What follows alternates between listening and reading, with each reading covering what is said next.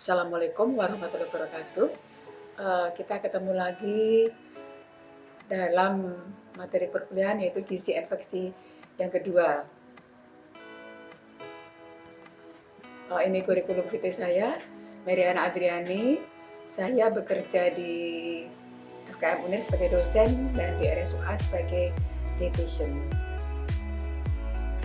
Baiklah. Pada infeksi pertama, kemarin kita sudah mempelajari bahwa di dalam sistem imun tubuh kita itu ada beberapa level atau ada beberapa barrier gitu ya. Barrier pertama itu pada kulit ya, kemudian pada mukosa ya. Jadi dia yang menahan pertama kali bakteri-bakteri atau kuman yang masuk dalam tubuh kita. Kemudian yang level kedua adalah innate imunitas. Itu yang dia bekerja dengan mengeluarkan sitokain. Jadi sudah tahap kedua, level 2 yaitu innate immunity. Tahap ketiga yaitu adaptive immunity. Itu dia lebih spesifik lagi, ya. Lebih spesifik lagi, dia lebih kuat lagi dalam menangkap kuman-kuman tersebut. Jadi dalam tubuh kita ada 3 tahap perlindungan tubuh. Sekarang bagaimana caranya gitu ya? Apakah makanan bisa mengefek pada imun sistem? Ya, jadi pada infeksi kedua ini kita akan melihat zat gizi apa saja yang dapat mengimbus imun sistem kita gitu ya. Ada beberapa zat gizi memang yang bisa membantu imun sistem kita sehingga dia bekerja sebagai antioksidan, melakukan proteksi supaya selnya tetap sehat ya. Jadi yang makannya nggak bagus ya, itu termasuk punya risiko tinggi terhadap infeksi.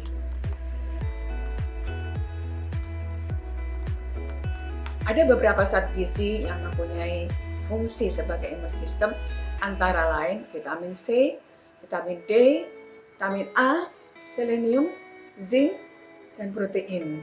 Protein ini penting sekali ya.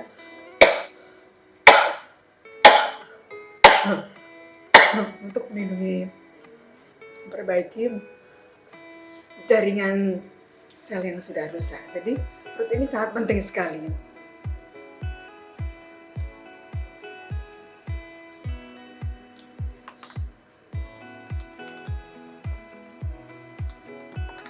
Jadi saya ulang lagi bahwa pertahanan tubuh kita tuh ada pertahanan non-spesifik sama spesifik.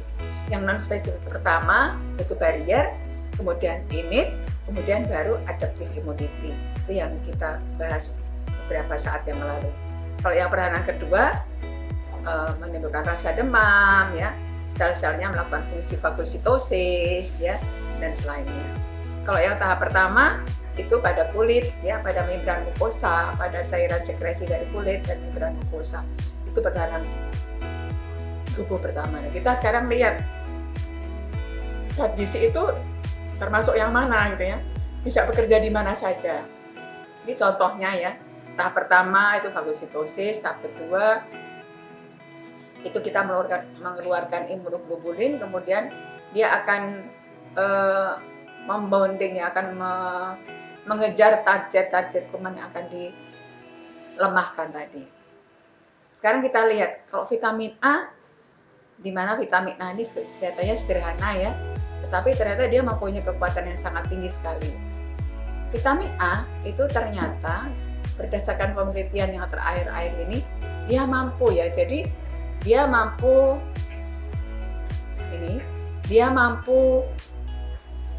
melindungi epitel sel. Jadi dia itu terletaknya di membran sel pertama kali. Jadi di mukosa mulai dari hidung sampai saluran pencernaan. Dia merupakan mucus layer atau layer mukosa yang pertama kali, itu vitamin A. Jadi kalau kekurangan vitamin A maka mukosanya itu akan kering, ya. Kalau mukosanya kering, maka fungsi sebagai fagositosisnya itu akan berkurang. Jadi yang harus kita jaga adalah jangan kekurangan vitamin A, sehingga membran mukosa sebagai mukus layer tadi itu tetap berfungsi ya, karena dia yang pertama. Jadi dia termasuk pada mukosa, berarti tahap pertama. Mukosa kan mulai dari lapisan hidung ya. Nah, yang basah-basah itu gastrointestinal, mulut itu mukosa semua gitu ya. Itu yang pertama kali. Coba kita lihat. Di samping itu dia juga ternyata merangsang timus gitu ya, merangsang timus untuk bekerja lebih baik. Padahal di timus ini terdapat T-cell, di mana T-cell itu merupakan adaptive immunity ya. Nah, ini yang tadi ini timusnya di sini. Kemudian dia mengeluarkan limfosite, kemudian dia mengeluarkan cell mediated immunity. Ini nanti yang saya ceritakan. Ini kalau terjadi kekeringan gitu ya. Kalau terjadi kekeringan maka dia akan rusak mukosanya. Sehingga anak-anak mudah diare, mudah batuk pilek ya. Karena mukosanya sudah rusak gitu ya. Nah, kita lihat satu lagi. Kita pasti tahu ya bahwa vitamin A yang masuk dalam tubuh kita itu akan diambil oleh fili-fili usus, kemudian di dalam tubuh berubah menjadi retinol, dari retinol dibawa ke hati ya. Nah, dari hati itu kan akan disebarluaskan menuju target sel. Pada waktu dia keluar dari hati, vitamin A itu melakukan sintesa dalam bentuk retinol binding protein. Nah, pada waktu pembentukan retinol binding protein itulah dia membutuhkan zinc. Dia membutuhkan zinc pada waktu pembentukan retinol binding protein. Nah, proteinnya apa? Proteinnya adalah alfa-2-globulin. Jadi, betapa pentingnya zinc dan protein tadi dalam rangka membawa vitamin A yang ada di dalam tubuh untuk menuju ke seluruh target sel tadi. Nah, khusus untuk sel imun ya, kan vitamin A kan jalannya kemana-mana. Ada yang target selnya mata, berarti nanti dia bentuknya ke retinaldehyde. Ini yang ke sel. Yang ke sel itu adalah retinoic acid. Masih ingat ya? Jadi namanya retinoic acid. Di dalam retinoic acid yang disebut dengan RAR, dia nanti di sinilah akan melakukan proliferasi sel. Kemudian nanti disitulah dia akan menghasilkan sel-sel yang dapat menghasilkan sel imun. Ya. Jadi dia masuk dari setiap vitamin yang mampu masuk ke dalam sel, kemudian di situ dia melakukan proliferasi sel, itu berarti dia mampu melaksanakan fungsinya sebagai sel imun. Apalagi di sini RAR ini bekerjanya pada sel mukosa. Ya, jadi disitulah kerjanya dia.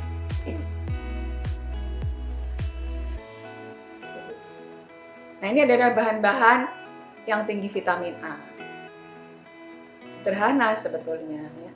Tetapi ingat, pada waktu pembentukan butuh zinc dan protein.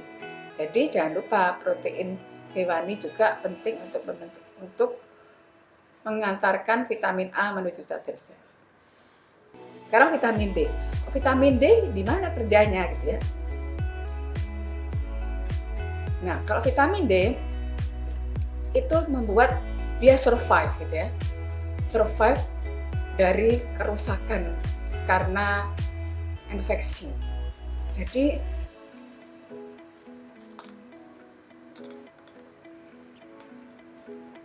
kalau kita lihat gambarnya supaya lebih paham seperti ini. Kan kalau vitamin D itu kan masuk dalam tubuh ya berupa bahan makanan, kemudian ada yang dari kulit karena sinar matahari masuk ya. Nah, yang namanya 1-alfa-25 hidroksi 2D3 inilah yang mampu nanti masuk dalam sel. Jadi ini harus hafal ya.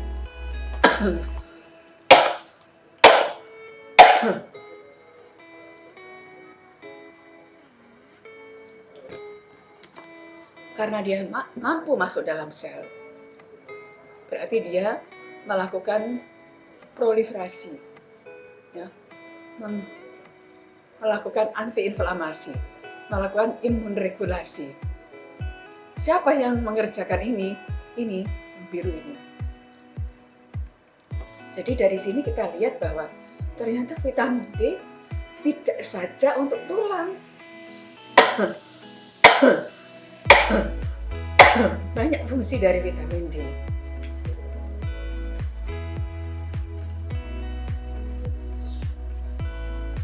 Nah, vitamin D, yang D ini ikut mengikat sel dengan gene expression sehingga dia lebih kuat untuk membunuh mikroba. Jadi dia menguatkan makrofag ini yang terletak pada innate immunity. Itu vitamin D. Bagaimana fungsinya sebagai adaptive immunity? Sebagai adaptive immunity, dia mampu menghambat inflamasi.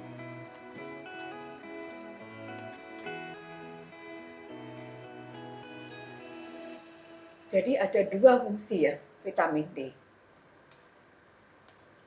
Ada innate, dia mampu meningkatkan ekspresi sel ya, sehingga dia lebih kuat untuk membunuh sel-sel yang patogen. Pada adaptive immunity, dia mampu menahan inflamasi yang terjadi, sehingga jaringan yang lain aman gitu ya, jadi tidak terjadi inflamasi. Karena waktu sitokin dikeluarkan itu kan terjadi inflamasi. Nah, proses inflamasi itulah yang dibantu vitamin D supaya tidak berkelanjutan proses inflamasi. Itulah peran dari vitamin D. Siapa yang mengerjakan itu semua? Yang 25 hidroksi 2D3 tadi. Nah, ini adalah sumber-sumber vitamin D. Jadi ya protein hewani, ya kacang-kacangan ya. Kalau vitamin E, di mana letaknya? Nah, vitamin E itu merupakan antioksidan yang memprotek, ya, melindungi sel gitu ya, dari serangan radikal bebas, ya. Jadi dia berfungsi sebagai imunodulator. Jadi dia sebagai imunodulator dia itu menjaga supaya sel-selnya ini fungsinya menjadi bagus, ya. Fungsinya menjadi maksimal. Jadi dia melindungi supaya sel-sel tersebut tidak dioksidasi oleh lemak gitu ya. Jadi dia mengamankan makrofag, T-sel, B-sel itu mampu melakukan sebagai spesifik imunosel. Jadi fokus sebagai fungsinya itu vitamin E melindungi sel-sel imunitas. Ini yang contohnya ya. Ini yang bekerja siapa vitamin E tadi? Alpha tocopherol. Ya, ini harus diingat-ingat ya. Yang bekerja dari vitamin E itu derivatnya siapa? Alpha tocopherol. Ya, dia bekerja pada makrofag, menurunkan ya sel dendrit, T-sel. Jadi dia memelihara sel-sel ini supaya tidak terjadi apoptosis misalnya begitu. Jadi dia mau pelihara sel-sel ini agar dia mampu melakukan tugasnya sebagai sel-sel imun. T-sel ini kan meningkatkan interleukin 2 dan lain-lain. Jadi yang perlu diperhatikan di sini adalah kalau B-sel itu siapa, NK sel itu siapa, fungsinya apa. Kemudian alpha tocopherol itu melakukan apa terhadap sel-sel imun ini? Dia menjaga supaya sel ini bisa mampu melakukan tugasnya. Nah ini membran sel ya. Nah, yang namanya vitamin E itu biasanya bekerja sama dengan vitamin C.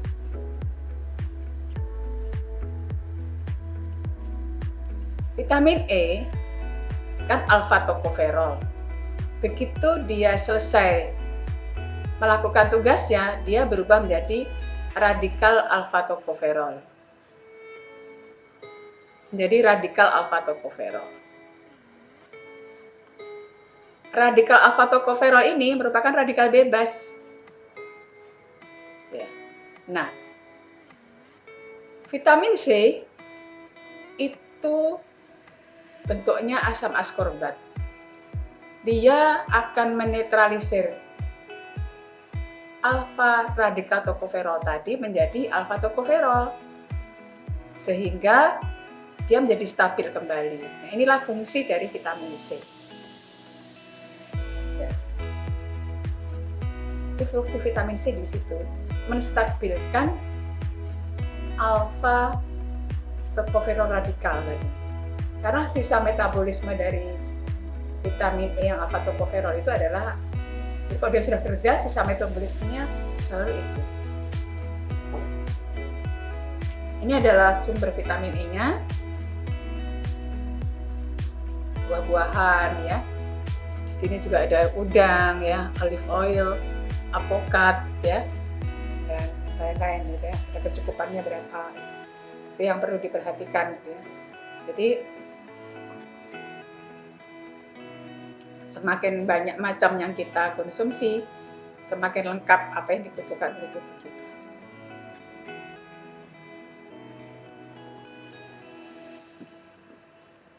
Vitamin C. Apa yang dilakukan vitamin C itu ya?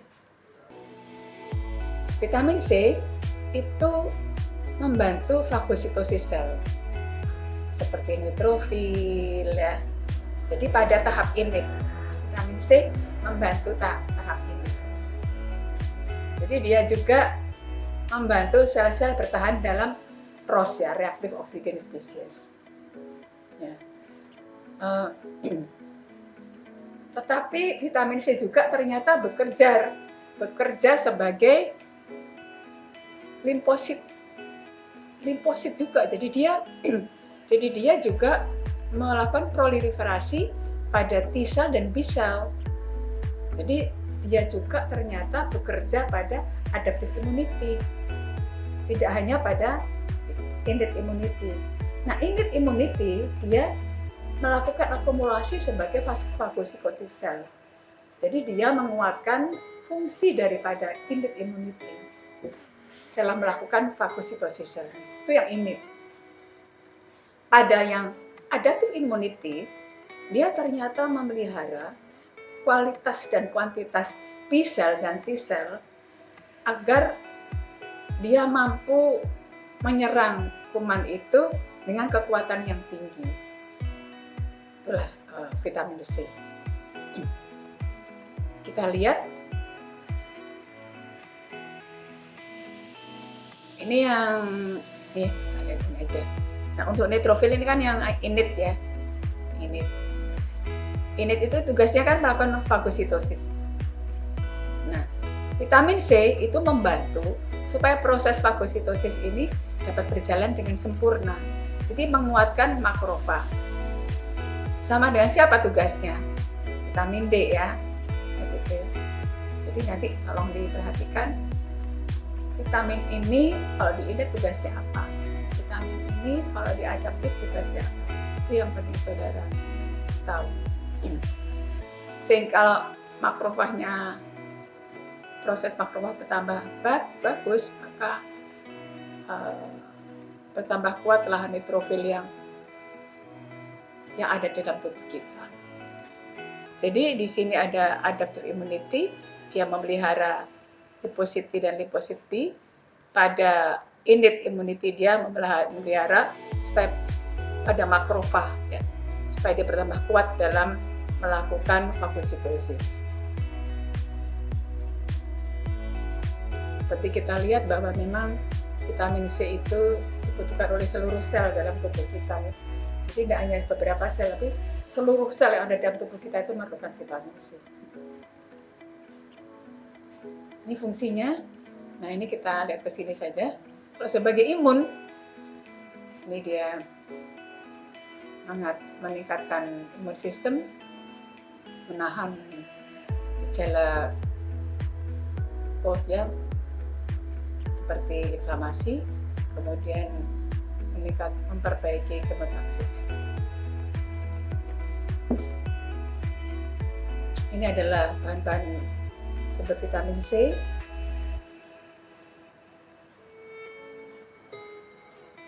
Yang paling tinggi di sini adalah jambu biji. Ini akan murah, berada di mana saja ya jambu biji ini. Yang kedua, paprika kuning, tapi kita kan jarang paprika kuning. Jadi yang ada di tempat kita ya jambu biji yang paling tinggi dan semua orang bisa mendapatkannya. Sama jeruk ya, meskipun hanya 69, tapi kalau kita tiap hari makan 1 jeruk itu sudah aman. Juga pada pepaya ya. Ini kalau vitamin B9. Vitamin B, ternyata ada vitamin B itu folat ya. Vitamin B9 itu asam folat. Itu dia mampu membuat sel T ini menjadi lebih survive, lebih bertahan, vitamin B. Jadi kalau tidak punya vitamin B, ini gambarnya lemes ya ini ya. Cangkangnya ini lemes gitu ya. Jadi kalau lemes seperti ini, kita yang mempunyai sel T seperti ini dia mudah terserang inflamasi. Tetapi kalau selnya kuat seperti ini,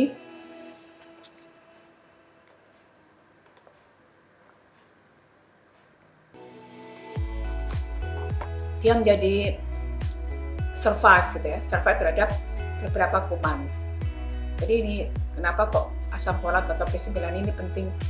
Karena pada limfosit T, pada natif T, dia menguatkan FR4-nya. Ini harus diingat-ingat ya. Jadi ini kalau dia kuat, maka sel natif T ini akan survive gitu ya. Kalau enggak, maka kita yang mempunyai sel seperti ini akan mempunyai risiko inflamasi. Itu untuk vitamin B9.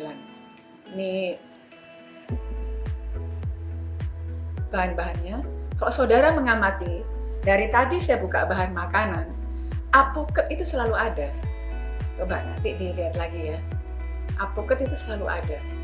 Padahal kita ini banyak sekali pohon apoket. Maksudnya kita mudah mendapatkannya dan tidak sulit. Di apoket itu selalu ada. Kalau kita perhatikan dari tadi. Dan kacang-kacangan. Tapi saya jarang sekali melihat anak-anak itu nyambil kacang-kacangan gitu ya. Yang dicambil pasti yang lain gitu ya, bentuk jajanan-jajanan. Sekarang zinc. Kita lihat ini ya, ada lamtoro ya, lamtoro itu gampang.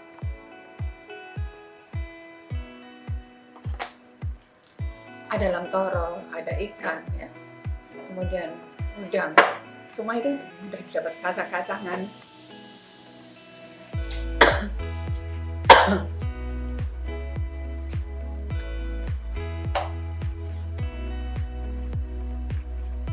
Coba zinc, yang ini zinc,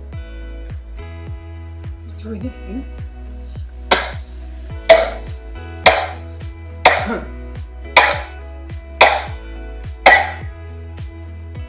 Zinc ini terikat dengan sistin dan histidin, baru dia bekerja. Kalau sendirian nggak bisa.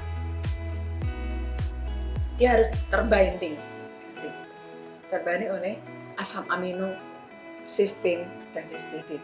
Baru dia mampu melakukan transkripsi. Dia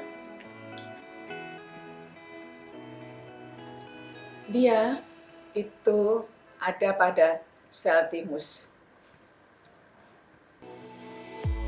Sel timus ini akan mengeluarkan timus sel T. Sel T itu adalah adaptif yang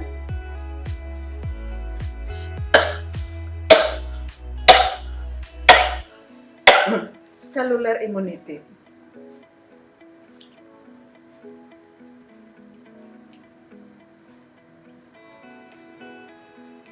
Jadi dia adaptif. Sel timus itu mengeluarkan sel T. Jadi kalau timusnya nggak sehat, maka yang dikeluarkan adalah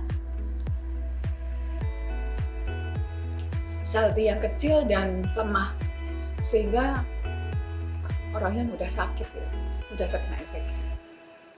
Nah, inilah timusnya. Timus ini butuh zinc yang penting untuk infeksi.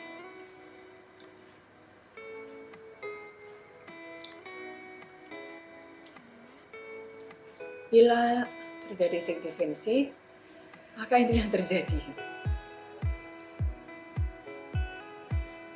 Akan terjadi imunodefisiensi.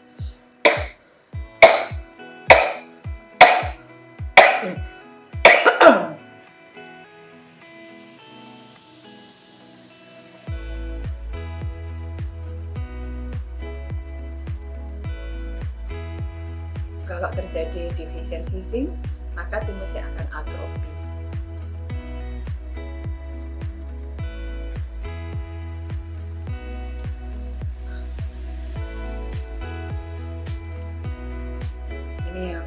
Jadi ini B cell, ini T cell ya. Kemudian ini sel-sel yang lain gitu.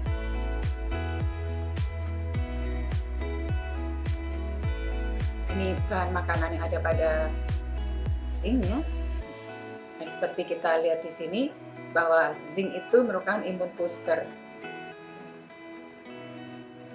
merupakan antibody cell ya, karena dia ada pada timus tadi, jadi dia penting banget zinc ini. Tapi yaitu zinc tadi terbinding dengan cysteine dan histidine, baru dia mampu melakukan pekerjaannya. Nah, kalau timus tadi atrofi, maka kualitas sel T yang dikeluarkan tidak bagus, kualitas dan kuantitasnya. Dia kurus ya, jumlahnya sedikit. Kalau kurus dan jumlahnya sedikit, maka orangnya menjadi lemah. Dan zinc juga bisa sebagai antioksidan ya. Fungsinya banyak sih. Nah, zinc itu tergantung dari kondisi geografis ya.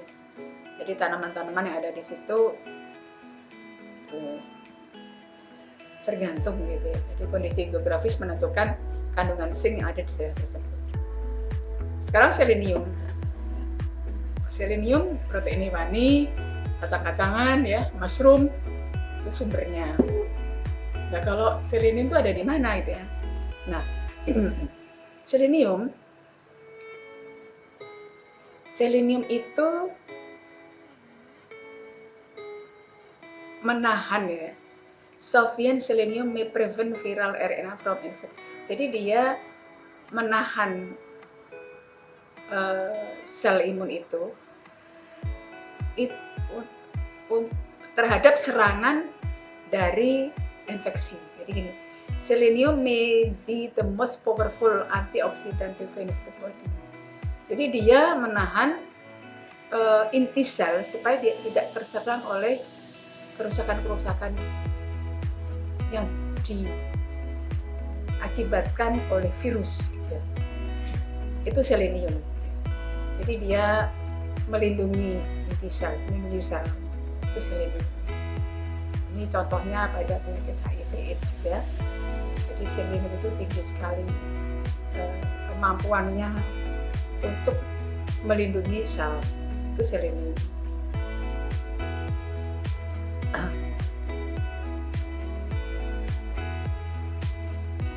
Dari sini kita lihat bagaimana imun sistemnya dia melakukan regulasi imunitas ya pada sel. Jadi dia yang melakukan regulasi imunitas pada sel.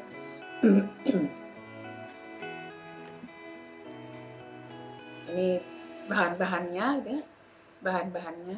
Jadi sekali lagi kalau kita lihat Kacang-kacangan juga termasuk sumber selenium, sayur-sayuran ya. Sekarang kalau iron, gimana dia kerjanya gitu ya? Dia merupakan immune cell proliferasi. Berarti dia mampu meningkatkan perbanyakan sel imun.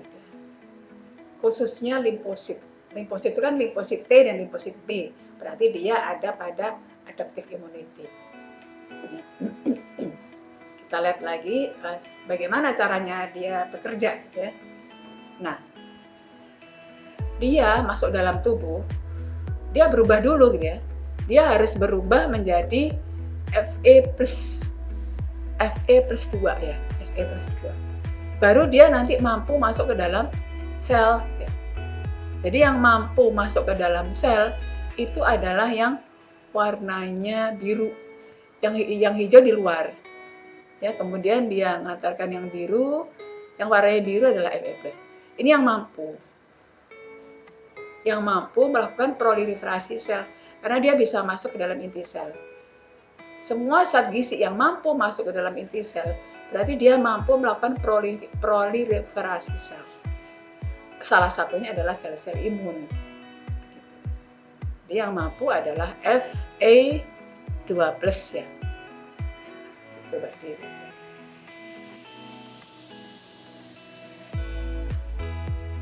Itu caranya. Jadi dia masuk, kemudian langsung masuk ke DNA-nya.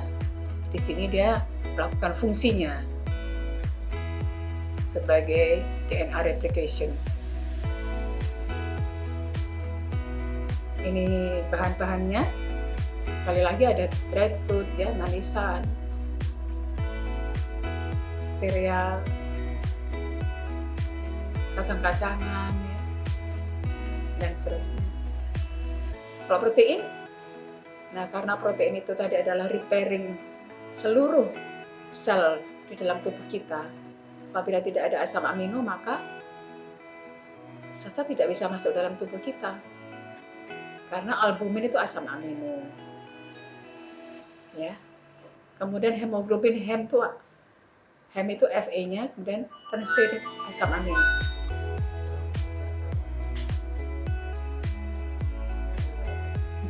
Ini asam amino esensial yang penting bagi tubuh kita gitu ya. Nah ini porsinya ya, berapa sih kebutuhannya. Jadi sebaiknya memang kalau kita makan itu sesuai dengan kecukupan yang dianjurkan gitu ya. Jadi ya kurangilah makanan-makanan yang tidak bermanfaat bagi tubuh kita. Omega 3. Di mana kerjanya omega 3? Zaman dulu makanan omega 3 masih bagus ya. Tapi sekarang sudah bergeser. Makanan yang modern diet, omega 3-nya sedikit. Ini yang modern diet. Anak-anak sekarang kan senang diet. Padahal omega 3 itu penting banget gitu ya bagi tubuh kita. Ini omega 3 bentuknya seperti ini, kacang-kacang.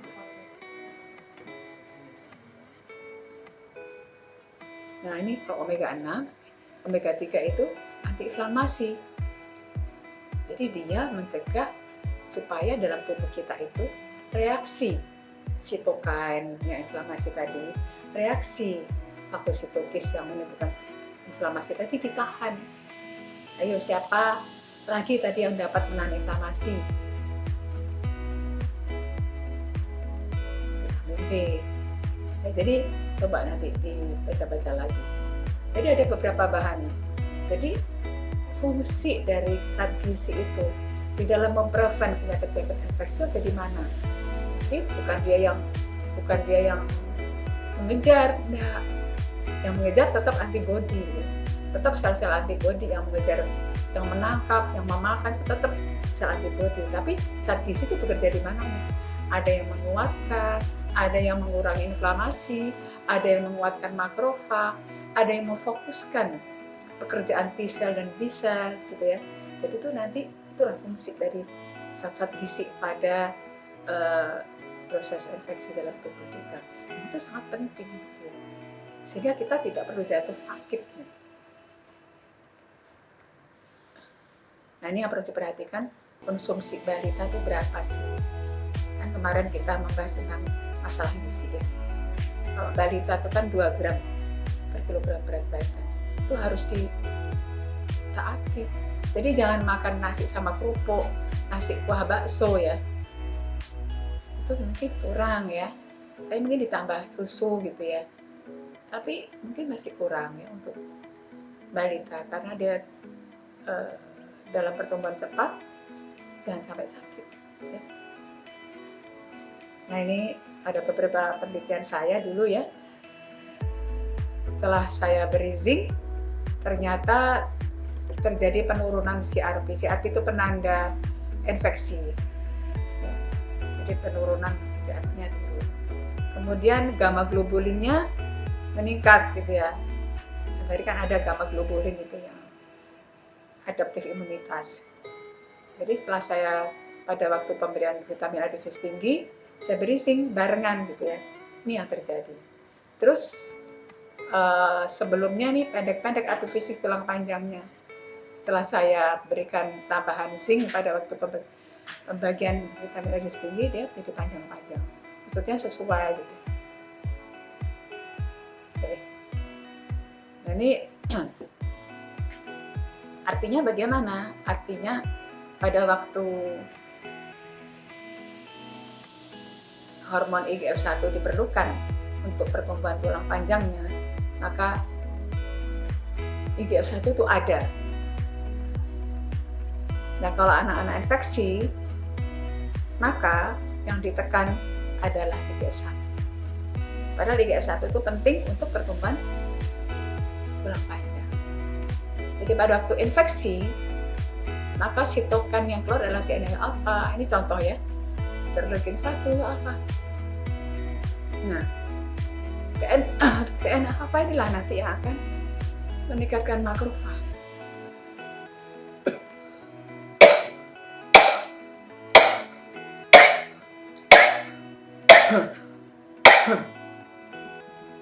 Sehingga menurunkan pertumbuhan tulang panjang. Penambahan zinc pada vitamin A menurunkan infeksi, meningkatkan daya tahan tubuh, menurunkan infeksi sehingga pertumbuhan linearnya bertambah.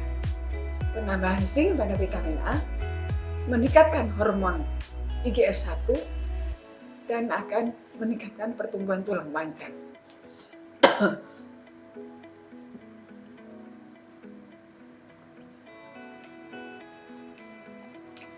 Pada test bat di mana akan atrofi apabila kekurangan zinc, anak-anak nafsu makannya berkurang. Tapi setelah diberikan zinc pada vitamin A,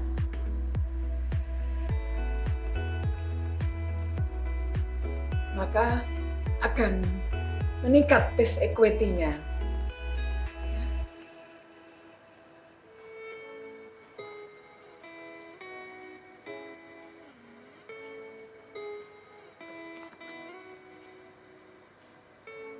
Jadi akan meningkat. Contohnya, sebelumnya ini ya gepeng-gepeng ya. Setelah pemberian 6 bulan, dia bulat-bulat.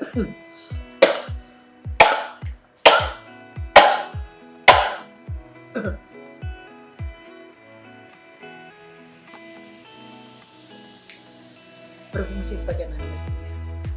Ini juga normal feelingnya, jadi rusak menjadi normal. Ini tes batnya yang tadi saya ceritakan, jadi dia menjadi baik ya. Tes batnya ada di sini nih, tes bat. Ini mengganggu rasa kalau dia atrofi. Ini yang saya periksa, imunoglobulin A itu pada saliva, dan tes batnya itu akan bagus ya setelah dikasih zinc pada distribusi vitamin.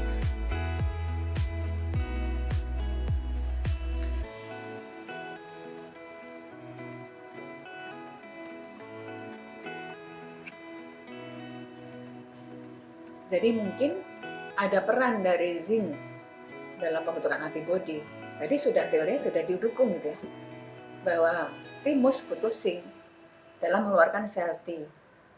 Sel T nantinya akan mengeluarkan sitokan-sitokan dan membentuk antibodi. Itu yang penting. Ini zinc level dan ini pertanda infeksi. Ini zinc level, jadi pada waktu pemberian zinc pada vitamin A, maka anak-anak menjadi lebih kuat ya, kemudian pertumbuhannya menjadi lebih bagus dan tidak infeksi. CRP levelnya menjadi menurun. CRP itu C-reaktif protein petanda infeksi.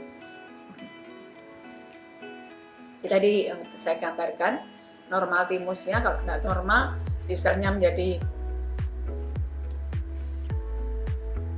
kurus ya.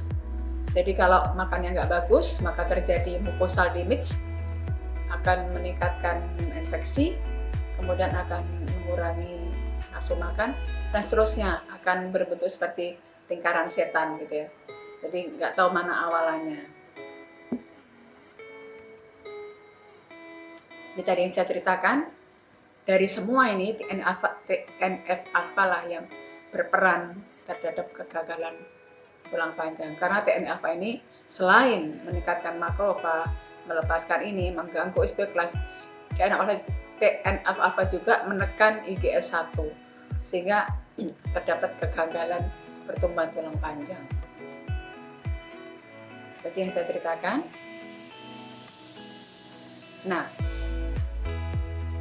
jadi bagaimana sebaiknya? Makanlah beragam, bergizi, berimbang, dan aman. Semakin kita beragam, bergizi dan berimbang makannya, serta aman dari bahan-bahan kimia, maka yang kita khawatirkan tadi seperti defisiensi, imun sistem itu tidak akan terjadi. Permasalahannya adalah saat ini anak-anak balita atau masyarakat kita itu jarang yang makan beragam, bergizi, dan berimbang serta aman. Itu permasalahannya di situ. Penanggulangan jangka pendek yang saya tawarkan adalah penambahan sirup zinc pada waktu distribusi, pemberian makanan bergizi yang mengandung lemak dan protein pada waktu distribusi vitamin A, melakukan prevensi dan promosi pada ibu balita. Jangka menengahnya, konsumsi, pemberian PMT, kebijakan. Jangka panjangnya, pemberdayaan lokal ya, dan pemanfaatan pekarangan, terus keterlibatan lintas seksual, itu jangka panjang. Nah ini yang perlu diperhatikan gitu ya.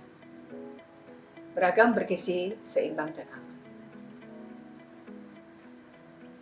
Ini harus dihafalkan ya. Selain makan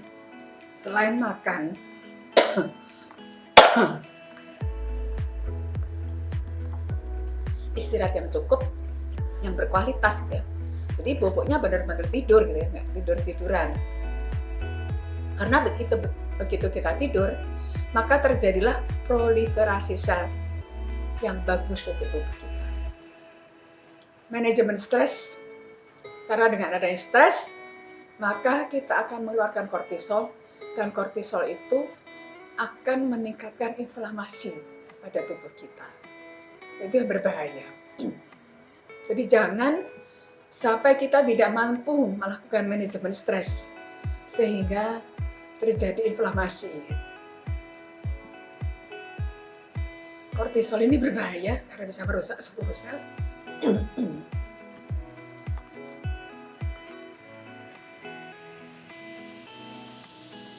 Menurunkan fungsi imun, itu yang paling berbahaya. Kortisol itu. Nah, ini keluar pada waktu kita stres. Stres, cemas, kecewa, gelisah.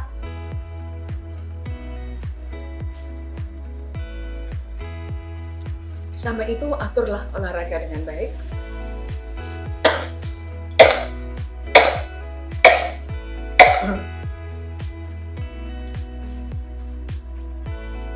Berjemur.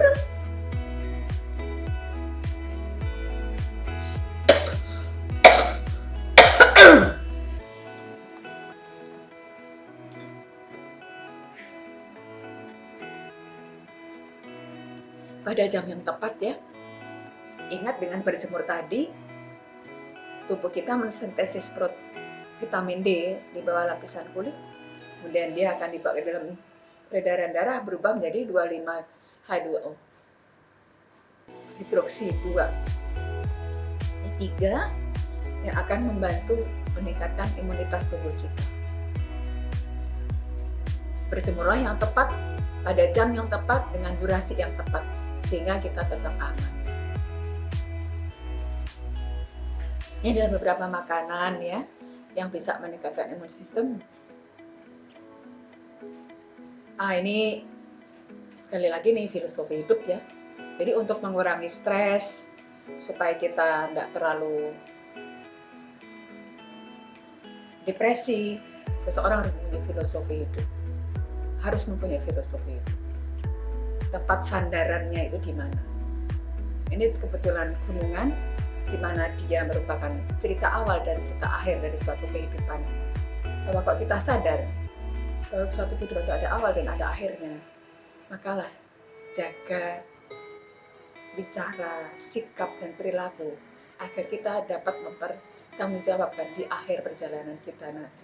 Itu filosofinya, sehingga kita tidak akan resah dalam dunia ini, begitu ya.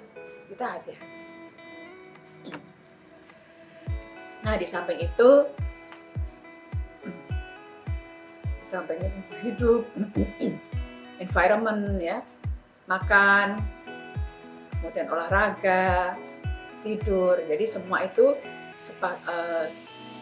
secara keseluruhan dapat membantu kita terhindar dari suatu penyakit. Terima kasih. Semoga bermanfaat perkuliahan kali ini. Ada beberapa pertanyaan yang akan saya tanyakan pada saudara dan dikumpulkan melalui PJ. Pertama adalah, mengapa saya mengusulkan penambahan zinc pada distribusi vitamin A dosis tinggi? Yang kedua, mengapa saya mengusulkan pemberian makan tambahan pada waktu distribusi vitamin A dalam bentuk protein dan lemak yang tinggi? Terima kasih. Assalamualaikum warahmatullahi wabarakatuh.